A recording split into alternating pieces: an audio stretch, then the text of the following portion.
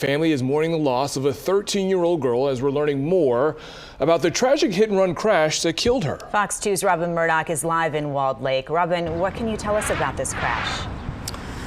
Well, I can tell you, Amy and Brandon, that it all happened at this intersection right behind me here in Walled Lake. As you guys mentioned, a 13-year-old girl was killed. Her 10-year-old sister, who was in the car with her, suffered a fractured skull, and their mom has multiple neck as well as spine injuries as a result of this crash. And I can also tell you that there were several other vehicles that were struck and other drivers who were also hit.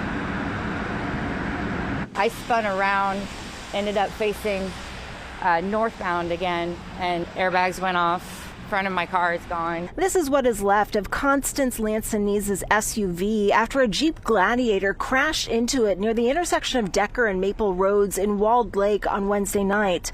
A 13-year-old girl in this red Honda Fit going the opposite direction unfortunately died when she was ejected from her family's car. Her mother and little sister were also hurt. I've been in communication with their father, who is obviously having a really tough time. His wife is in the hospital. Cora is in the hospital, and Piper has passed. And finding some justice for those girls is really all that I'm after at this point. I can't imagine being in their position.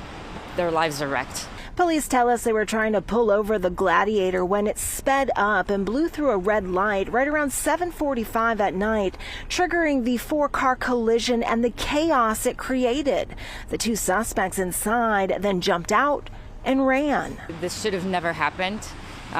We don't know who these boys are. I know people keep describing them as kids, but I hope they come forward because they changed lives last night. Police returned to a much quieter scene on Thursday morning in search of surveillance video that captured the two culprits believed to have caused the crash. The effort to find them is ongoing at this hour, and the pain overwhelming after losing such a young life in such a tragic way. It's hard. I keep thinking about Erica, the girl's mom, that she's not able to advocate for herself right now, and so I'm here to advocate for her.